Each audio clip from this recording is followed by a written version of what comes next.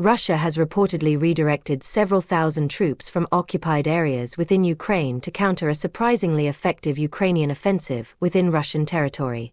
This shift may weaken Moscow's overall war effort, according to two senior U.S. officials. The U.S. is closely monitoring the situation to determine the exact number of troops Russia has moved. Early reports suggest that multiple brigade-sized units, each comprising at least 1,000 soldiers, have been sent to the Kursk region, where Ukraine launched a significant operation last week. National Security Council spokesperson John Kirby noted that Russia's decision to reallocate resources to Kursk signals a response to the Ukrainian activities in the area.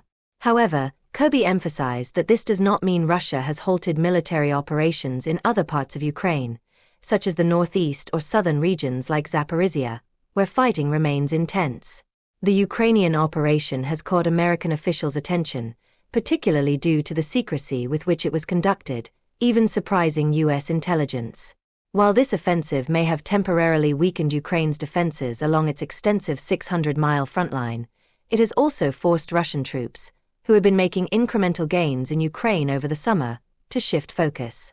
Ukraine claims to have reclaimed over 1,000 square kilometers, 386 square miles, of Russian territory, displacing tens of thousands of Russian citizens. According to a senior U.S. official and a senior European intelligence official, one of Ukraine's primary goals seems to be creating strategic dilemmas for Russian President Vladimir Putin, forcing him to reconsider how to allocate military resources. However, given that Russia still has hundreds of thousands of troops on the Ukrainian front lines, the immediate impact of this troop shift may be minimal.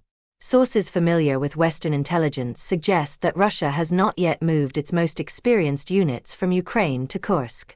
Instead, the Kursk defenses are being bolstered mainly by less trained conscripts from other parts of Russia, including personnel from the Leningrad and Kaliningrad military districts. Despite the early successes of the Ukrainian operation in Kursk, U.S. and Western officials caution that Ukraine is unlikely to hold the territory for an extended period. There are concerns that deploying some of Ukraine's more experienced forces to Kursk may have created vulnerabilities along its own front lines, which Russia could exploit to gain further ground in Ukraine. The U.S. remains hesitant to allow Ukraine to use long-range, U.S.-provided weapons in Kursk. This reluctance is not due to fears of escalation, but because the U.S. has a limited supply of these missiles and prefers that Ukraine use them to target Russian-occupied Crimea instead.